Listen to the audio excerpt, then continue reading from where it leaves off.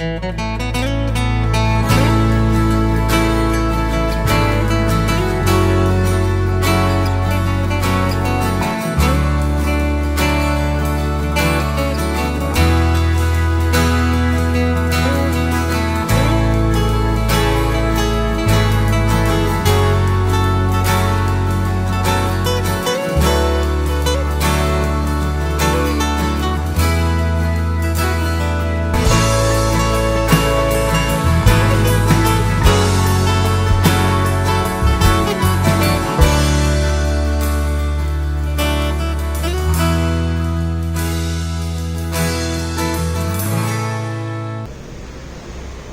morning, my dear students. I am so happy to meet you again in our next online class. My dear students, last class I said about glands under the topic nutrition animals, under the topic nutrition in human being. We learned certain glands like salivary gland, liver, pancreas. At that moment I said we'll discuss about these glands later. So in this class I'm going to concentrate on that gland so that you will get a good idea about glands. Okay. Yes, in today's class we are going to learn about glands. What is meant by gland? An organ that secretes certain chemicals are known as glands. In other words, I could even say glands are special organs that produces special substances or special chemicals, and those chemicals that are involved in controlling the various physiological functions taking place in our body. Glands produces special chemicals, that is, it may be enzymes or hormones. Okay. First, let me tell the Tamil word of this gland. They are known as surapigal. Since they secrete, hence the name given as surapigal. Okay. So we have two types of glands. One is exocrine gland and other is endocrine gland. Exocrine and endocrine. When we are learning about this digestive system, most of the glands that are involved are none other than exocrine glands. Maybe in higher classes, in 8th standard, 10th standard, where you will be learning about endocrine glands. Maybe you might, I hope you might have heard about this endocrine glands, examples of endocrine glands in your day-to-day lives, like thyroid, pancreas, etc. So I'm going to give a good idea about this exocrine, endocrine, as well as enzymes and hormones. Okay, fine. Exocrine gland, endocrine gland. The first difference between exocrine and endocrine gland is exocrine glands are duct glands. Okay, D-U-C-T, duct. What is meant by duct? A small pathway that is present near the gland and that brings the chemical that is produced by that particular gland to a particular site is actually known as duct. Again I repeat, exocrine glands are duct glands, that is they have duct, or in other words I can even say they have a small pathway through which the chemical that is produced by the gland is taken to a particular site of our body, that is known as duct. Whereas endocrine glands are ductless gland, that is they don't have that pathway or they don't have that duct, hence they are known as ductless glands. Okay, so make sure, kindly understand, kindly listen keenly so that it will be useful for the higher classes. Okay, now itself you are learning what you are going to learn in future. Again I repeat, exocrine glands are duct glands, whereas endocrine glands are ductless glands. Okay, they don't have duct.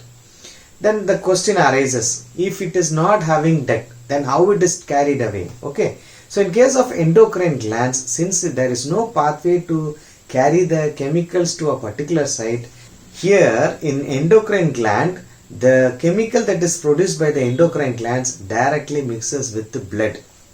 If something mixes with blood in any part of the body, which means that particular something will be taken to the whole part of the body, that is anywhere in the body. I hope you understand. Okay, so this is what happens when a snake bites. A snake bites somewhere in one corner of your body, maybe in your forelimbs or hind limbs, but the poison or the venom is carried to the heart or carried to important organs, and thereby the person suffers paralysis or coma, and it leads to death. So like that, when something is added, even I say in the positive manner, that is applying vaccines or applying injection, that is maybe antibiotics. In that case, so they are applying somewhere, maybe in the arms or maybe in the back or maybe in the stomach. Okay, but that particular enzyme or antibiotics or vaccine, it is taken to the whole part of the body. Okay, so like that, what I am trying to say is that when something added to any part of the blood, which means it is taken to all over the body. Okay, so in that way, the chemical that is produced by endocrine is taken to all parts of the body. Okay, so let me add some more, since I said about vaccine, let me add some more related to that. Either antibiotics or injection or vaccine, so you come across various sites actually. Okay, generally when you learn about injection, okay, so there are various sites where the injection is injected. Okay, for example, we have IV. You might have come across where they will inject in the vein, that is known as IV, intravenous. Okay, some injections are taken in the veins directly to the, which is directly injected to the blood vessel, that is IV, intravenous. Secondly, there are some injections which are injected in the muscles, maybe in the arms or in the back. Okay, even when it comes to this rabies vaccine, in case of a rabies vaccine, when a dog bites, that is when a rabid dog bites, they will go for vaccination all around the belly or the stomach because of the muscles there. Okay, abundant muscles there. So two reasons are there. One, because of the muscles, and second one is here immediately the medicine or that vaccine will be taken to the blood as fast. Okay, so that's why they go for around the navel. Okay, okay, fine. So in some cases, one, they are injected in the veins, that is known as IV, intravenous. In some cases, muscular injection is done, that is IM, okay, intramuscular. Similarly, there is one more, let me stop with that, that is known as subcutaneous. That is, in some cases, they just pull the skin like that and they inject in that particular space found there. That is, we have skin and you have a space there, then you have the muscles and the bones. When you pull the skin like this, you have a layer, and that is known as subcutaneous. Cutaneous, which indicates your skin, and in between the cutaneous, that is the skin and the muscles or the bones, you have a space, and that is known as subcutaneous layer, and there also they go for certain injections. For example, in case of certain tests for certain antibiotics or before going for certain surgeries, they used to check whether the anesthesia, that is the chemical, as for example chloroform, which is given for that patient, gives any allergical reaction or not. For that reason, they go for certain tests. In those cases, they used to check whether any allergical reactions going on or not in your body. So in those cases, we go for subcutaneous injection. Okay, so like that we have IV, IM, subcutaneous, etc. Okay, now coming to the point again, we were discussing about the chemical that is produced by the endocrine gland directly mixing with the blood. Okay, again come back to our actual topic, exocrine gland and endocrine gland. I said one, exocrine glands are duct glands, endocrine glands are ductless glands. Similarly, second, I said in case of exocrine, it has duct, So the chemical that is produced by the exocrine is carried to the particular site, but in case of endocrine glands, since it does not have any duct, it is directly taken to the blood, and from the blood it is taken to any target site or any part of the body. The next important difference between an exocrine gland and the endocrine gland is the chemical that it produces.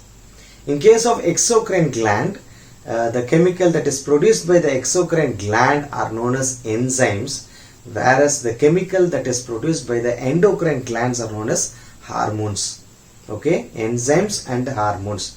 Maybe I think you are hearing this word for the first time. So keep in your mind this word, okay, enzymes and hormones. The chemical that is produced by the exocrine glands are known as enzymes. Similarly, the chemical that is produced by the endocrine glands are known as hormones. What is the difference between enzymes and hormones? That's the question. So enzymes. Actually, enzymes or hormones both are known as biocatalysts. Okay, we can call them as biocatalysts. So first of all, what is a catalyst? In chemistry, we have certain chemicals known as catalyst. The use of this catalyst is, this catalyst, they initiate or stimulate or speeds up a reaction. There are many different kinds of reaction around the, surrounding you, that is which takes place in the environment, and there are many different types of chemical reactions that takes place inside your body.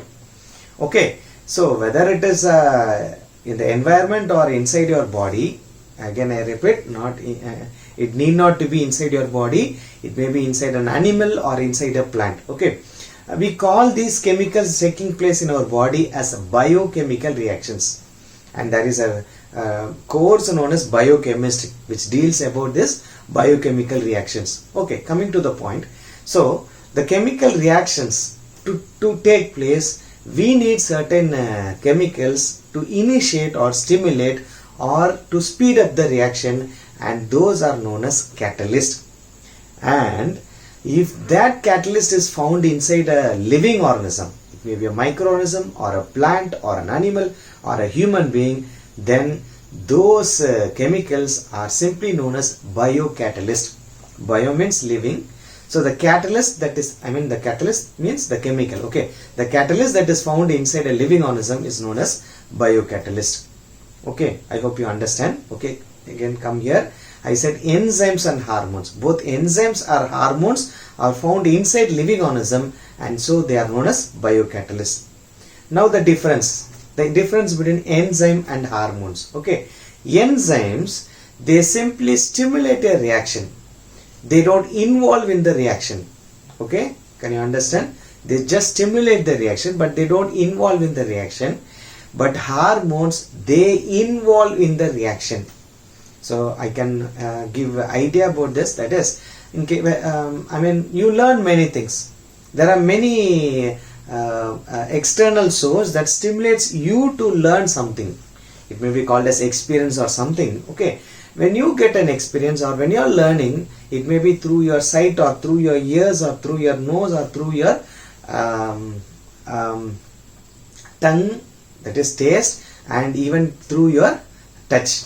I hope you understand. You observe many things and you learn something. You hear many things and you learn something. Even by taste you understand this is sour, this is sweet, this is bitter, etc. And by touch you understand this is soft, this is rough, this is which will prick your skin, prick your muscles, which will cut you, for example. So like that you learn many experiences from the external sources. Regarding that concept, there are certain sources which just stimulates you, like an enzyme. Okay, for example, imagine a teacher who stimulates you to learn something. It may be discipline or punctuality or concepts that you learn, etc. We don't involve in your life. We don't involve in your life. Okay, but when you say a mother or a father where they dedicate their life fully for your learning in the sense for you, So where I would say, I'm just comparing here teachers or any elders or even a TV or something else is an enzyme which stimulates you, that's all. It may be in a positive manner or a negative manner, which we stimulate you, but we are not involving in your life. We don't spend our life with you, okay? But in case of mother or father, maybe I use the word parents, where they dedicate their life for you. So parents are equivalent to hormones which involve in the reaction. But we other sources are examples to or for enzymes, because we stimulate you, that's all. We stay aside. We don't involve in your life. We don't spend along with you. So I hope you understand. So just an example running in my mind, so I just want to compare so that you easily understand. Okay, enzymes, they stimulate but they don't involve in the reaction. Hormones, they stimulate as well as they involve in the reaction. If you are able to understand, I am going to ask you a question, you are going to answer. Okay, fine. The question is, I am just having a 1 microgram or 1 milligram of enzymes. Let me take 1 milligram. Okay, I have 1 milligram of enzyme. I am adding to a chemical reaction in a test tube. Okay, so the chemical reaction takes place. Okay, enzyme stimulates, so the process takes place. At the end of the reaction, how much will be the amount or the quantity of the enzyme? This is the first question. Similarly, instead of enzyme, I take the same kind of chemical reaction. I mean chemical reactants. I take hormones instead of enzymes. Again 1 milligram for example. Okay, I add to the test tube. Now the reaction takes place. At the end, how much quantity of hormones will be there, will be remaining in the test tube. Okay, same thing. First test tube I take enzyme. In the second test tube I am taking hormones. The process takes place. At the end, how much will be the remaining enzyme, how much will be the remaining hormones. I will give you option to make the answer easy. One, option A, the enzymes or hormones. For first test tube enzyme, for second test tube hormones. It will be same. For example, I take 1 milligram, same 1 milligram will be there. The second option is it will be less, reduced or zero. Okay, that is the second option. And third option is it will be more. Okay, the amount will be more. And the last option is, sorry sir, I don't know. Okay, fine. So I hope if you understand this concept, your answer will be in, if it is enzyme taken in the test tube, the option is the enzyme, that 1 milligram will be at the end of the reaction 1 milligram, because enzymes just stimulates the reaction, not involvement. So 1 milligram will be there at the end of the reaction. I hope now you can understand. Okay, with regard to hormones, that 1 milligram will be reduced. We don't know how much, but it will be reduced in the quantity. It may be zero, I mean without no hormones will be there, no, not even small quantity of hormones will be there, or simply it will be reduced to a particular amount. Okay, so I hope now you can understand. So this is the next difference between an enzyme and an hormone. Okay, fine. Let me give a fast recap of what we have been discussing so far. 1. We are learning about glands. We have two types of glands in our body. One is exocrine gland and second is endocrine gland. Exocrine glands produces enzymes and endocrine glands produces hormones. Secondly, exocrine glands are known as duct glands. Since they have a small pathway, they are known as duct, and so they are known as duct glands. Whereas endocrine glands, they don't have that pathway, they don't have that duct, and so they are known as ductless. Like how you say careless, hopeless, like that we have this ductless. Okay, duct glands, ductless glands. The difference between enzymes and hormones. Enzymes, they stimulate the reaction but they will not involve in the reaction, whereas hormones, they stimulate as well as they involve in the reaction. So this is what we have learned so far, with many examples and many concepts related to that. Okay. Next, in case of exocrine glands, we have several examples of exocrine glands. For example, as we learned in digestive system, we have glands like salivary glands, sweat glands, sebaceous glands. Sweat glands which produces sweat, salivary glands which produces saliva, sebaceous glands also known as oil glands. Okay, sweat glands, sebaceous glands which are found in your skin.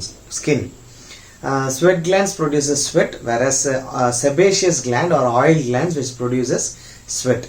Then liver, pancreas, all these are certain examples of exocrine glands which produces enzymes. Okay, so there are various enzymes that are found in these glands. I can even add tear glands, okay, which produces tears. All these are examples of exocrine glands. Okay. Similarly, we have various examples of endocrine glands, like at the base of the brain. Okay, at the base of the brain you have pituitary gland, hypothalamus gland.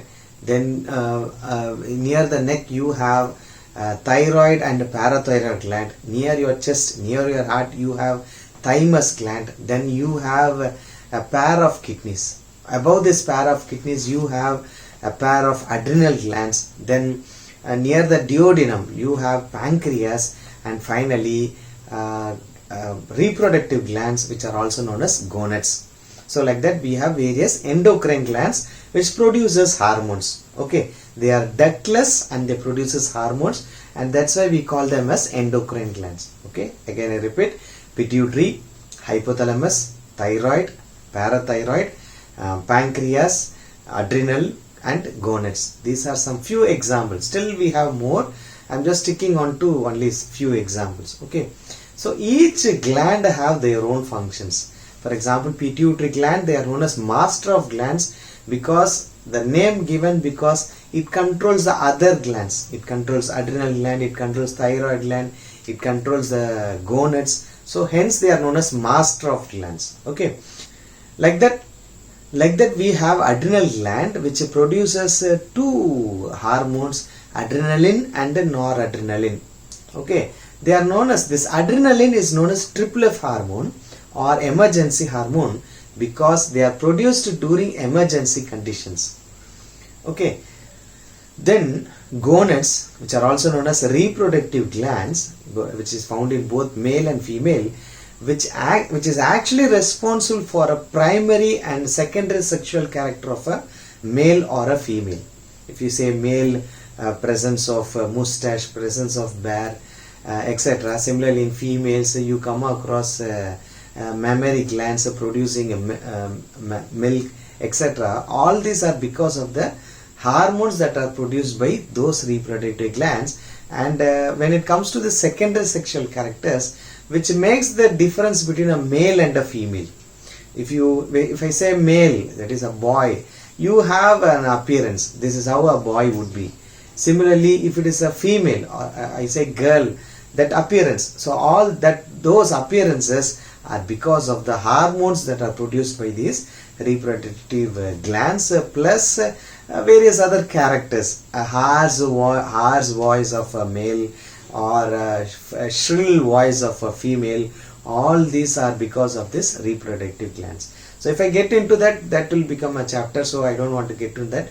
We'll stick on to our glands. Okay, so like that, again I repeat, we have different kinds of exocrine glands as well as different kinds of endocrine glands.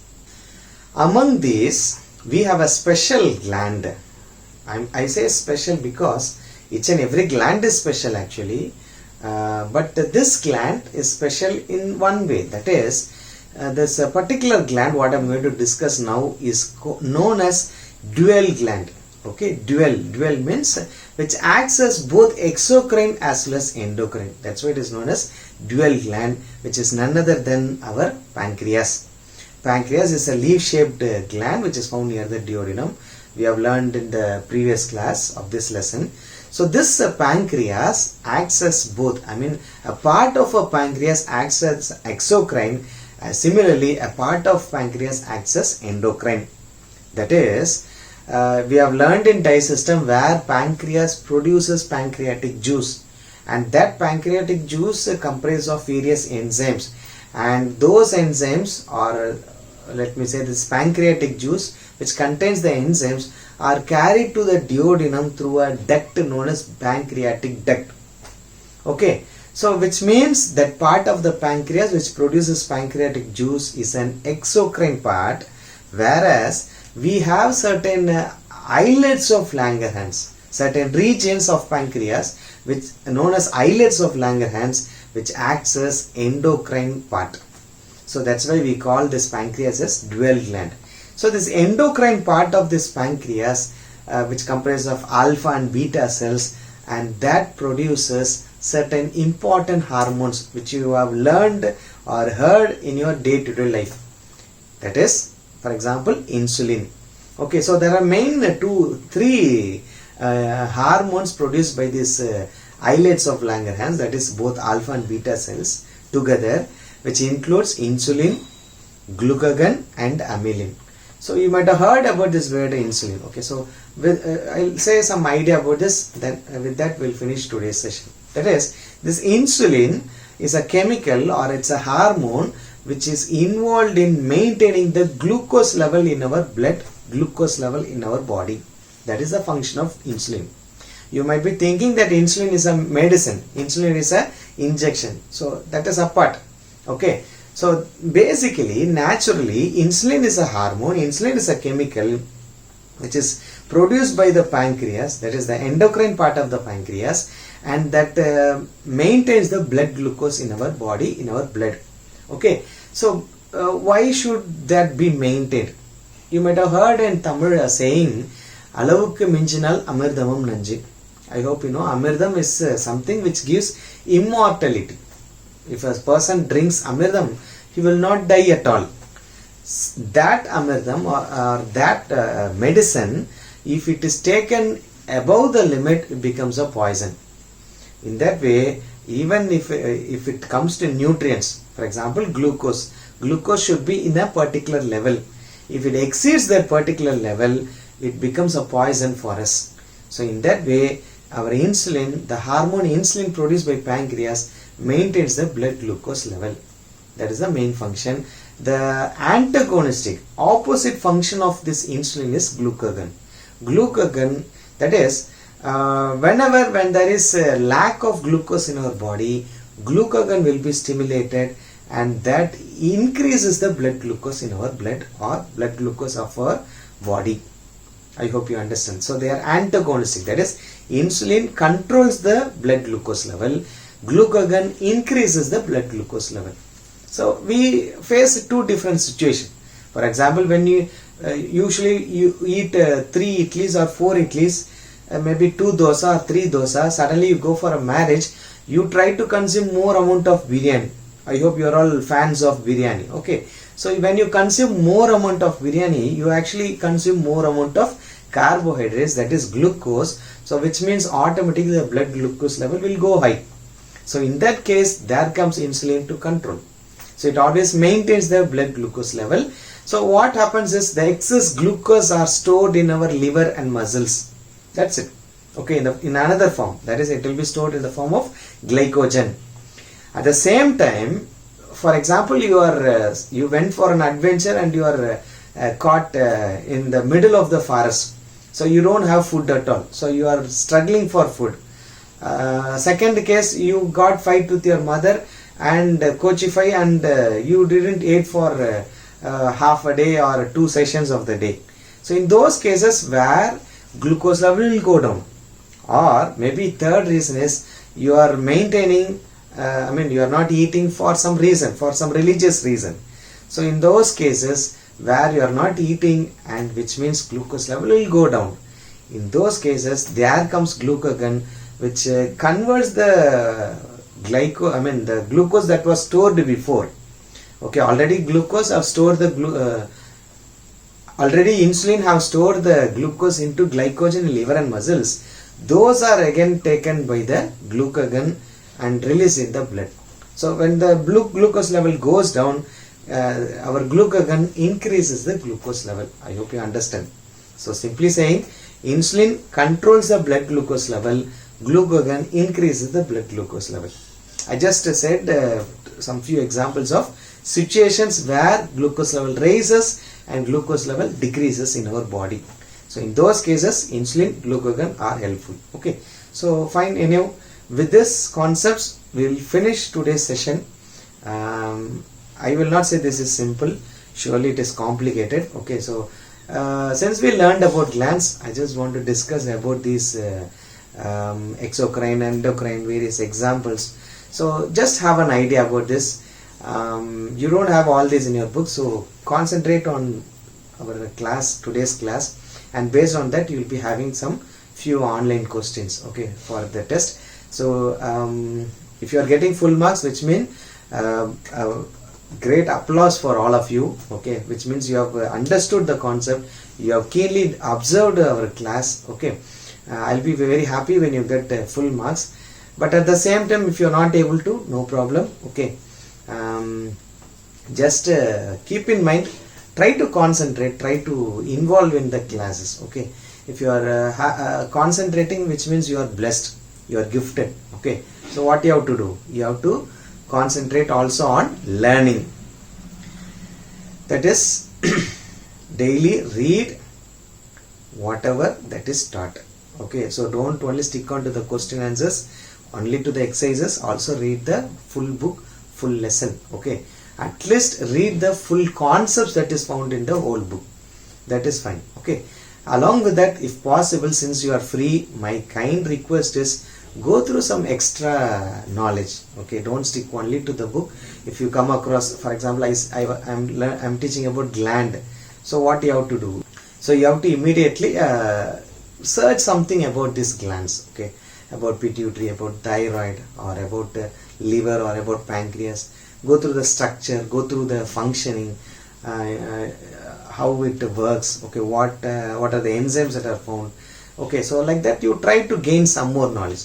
If it is complicated for you, if you feel it is complicated for you, just stop, okay. So stop with to some level, okay, because when you go deep into that, you may not understand, and that affects your basic knowledge what I have given today. So keeping that in mind, try to develop yourself, okay. And your assignment is, and your today's assignment is, you just write as the various names of the glands that we have discussed today, okay, starting from exocrine, endocrine, okay. So first you write exocrine, you write the examples of exocrine glands that I uttered today, or if you are ready to search, no problem. Similarly, you write endocrine gland, you write all the different glands that are examples of endocrine glands, including pancreas, okay. And try to write the enzyme or hormone that is produced by that particular gland. For example, if I say, if you are writing pancreas, in exocrine you have to write pancreatic juice and find out what enzyme is found in pancreatic juice. In endocrine, again, if you are writing pancreas, you have to write insulin, amylin, and glucagon. So like that, you try to find the enzyme or hormone that are produced by the particular gland. That is your homework. Try to write simple, okay. So don't make it complicated. Just like hints, or like just like simple words, you write and finish it, okay. Thank you. God bless you. Be safe.